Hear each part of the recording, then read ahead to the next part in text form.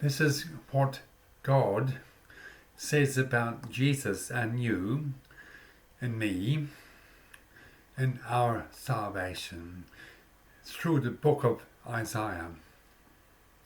See, my servant will act wisely. He will be lifted up and highly exalted, just as there were many who were appalled by him, and because his appearance was disfigured beyond any man, and his foul form marred beyond all human likeness. So he will sprinkle many nations, and kings will close their mouths because of him. Because what they were not told, they will see, and what they have not heard, they will understand. Who has believed our report, and to whom has the arm of the Lord been revealed? He grew up before him like a tender shoot, like a root out of dry ground. He had no beauty or majesty to attract us to him. Nothing in his appearance that we should desire him. He was despised and rejected of men, a man of sorrows and acquainted with grief. Like one from whom men turned their faces, he was despised, and we esteemed him not. Surely he has borne our infirmities. Surely he has carried our sorrows. But we esteemed him smitten by God and stricken by him and afflicted by him. But he was pierced for our transgressions. He was crushed for our iniquities. The punishment that brought us peace was upon him, and by his stripes we are healed. All we like sheep have gone astray. Each has gone his own way, but the Lord laid on him the iniquity of us all. He was oppressed and afflicted, but he did not open his mouth. He was led like a lamb to the slaughter, and as a sheep before her shearers is silent, so he did not open his mouth. He was led away in oppression, and who can speak of his descendants? He was cut off from the land of the living. Even though it was for the sin of my people that he was afflicted. He was a sign and grave with the wicked, and he was with the rich in his death. Even though he had done no violence, nor was there any deceit in his mouth. Yet it was the Lord's will to crush him and cause him to suffer. And though the Lord made his life a sin offering, he will see his offspring, and he will prolong his days. And after the suffering, and the will of the Lord will prosper in his hands.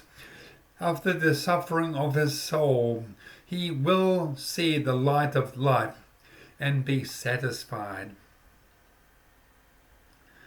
That's what God says of Jesus and Jesus' sheep and you and me, using Isaiah 52 and 53. Let's hear about our salvation. Let's hear what God says about Jesus and about our salvation. And let Isaiah 53 tell us the story. It was the Lord's will to crush him and cause him to suffer, not because of his sin, but because of our sin. His mockers esteemed him stricken by God and afflicted by God, and they were right. He was afflicted by God, but not because of his sin, but because of our sin. It was the Lord's will to crush him and caused him to suffer.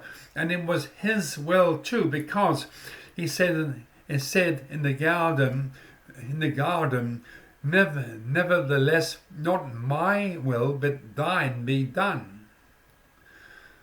It was the Lord's will to crush him and cause him to suffer, because it was the Lord's will to save us.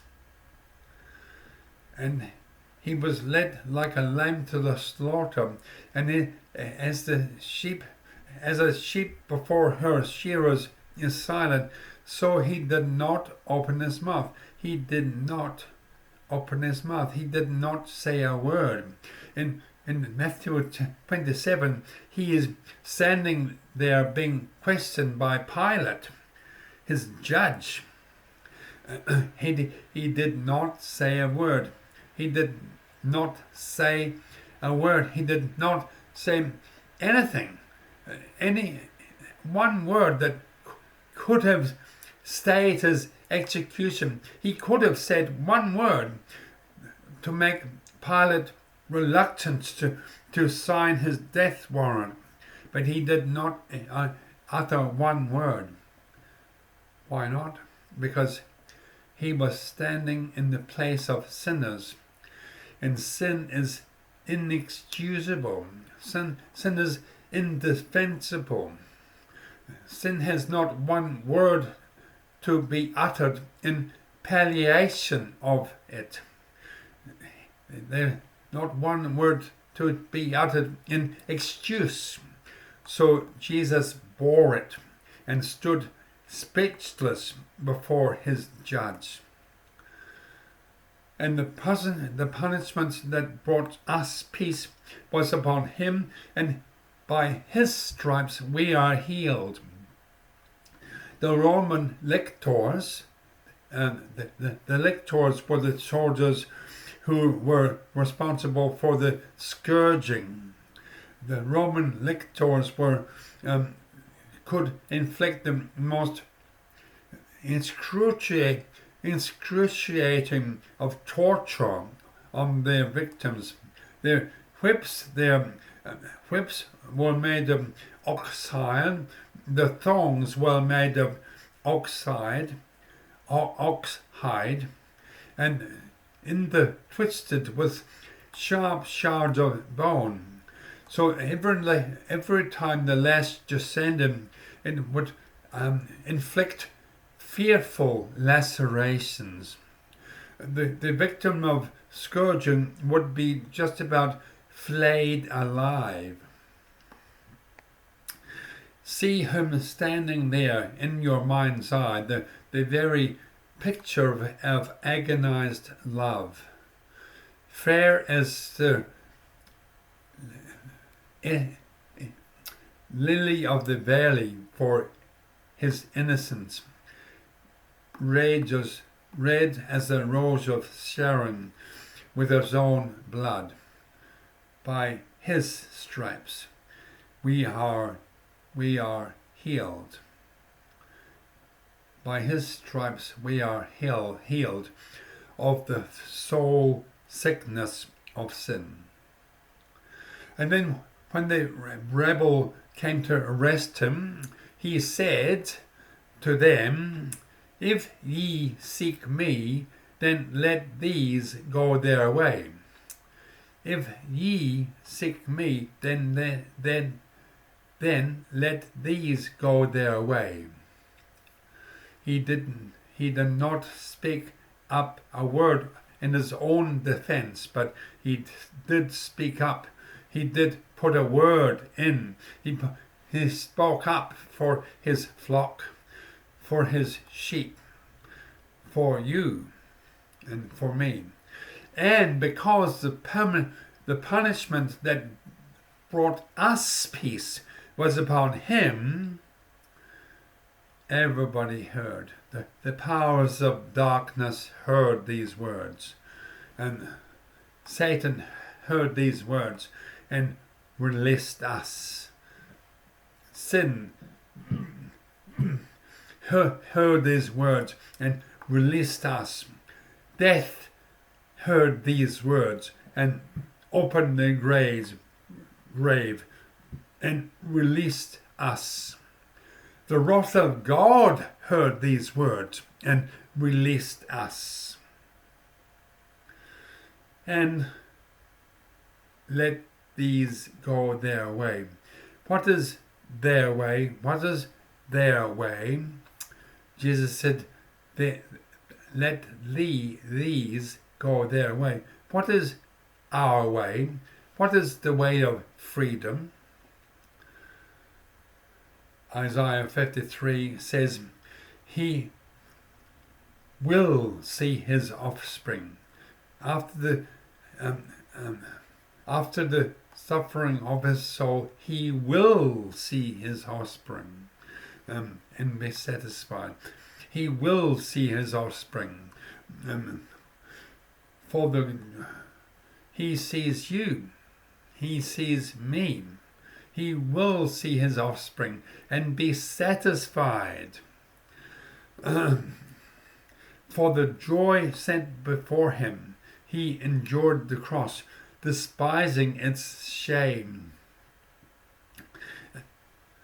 You were the reason he went to the cross. He said to his disciples, I can't wait. You wouldn't believe how much I've longed for this time to be together with you. He will see his offspring. He loves you so much. It was for you that he went to the cross. So what is our way? Let these go their way. What is our way? It's Jesus' way. It's hearing Jesus say, pick up your cross and follow me, or walk alongside with him, suffering with him. Philippians 1:29 says, it has been granted us, it has been granted to us not only to believe in him, but also to suffer with him. Granted, graced to suffer. And 2 Timothy 2:12 says, if we suffer with him, we will also reign with him. What does that suffering involve? It says in the New Testament to hold forth the word of life in the midst of a crooked and perverse generation. Holding forth the word of life in the midst of a wicked and cruel generation. That way we can fill up the sufferings of Christ and suffer with him and reign with him, because it has been granted to us to not only to believe in him, but to suffer with him. As the darkness rises, and the spirit of lawlessness gets more intense, we'll be able to see Jesus more and more and more clearly. He can see us now. It won't be long before we can look on his face.